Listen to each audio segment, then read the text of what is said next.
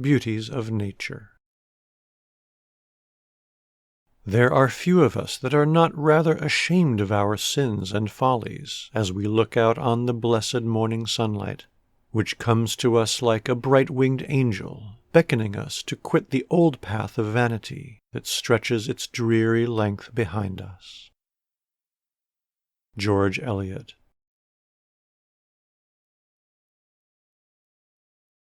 That man is blessed who every day is permitted to behold anything so pure and serene as the western sky at sunset, while revolutions vex the world. Thoreau.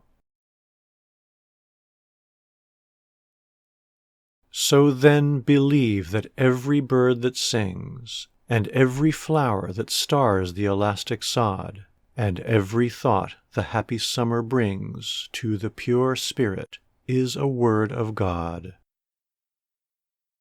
Coleridge.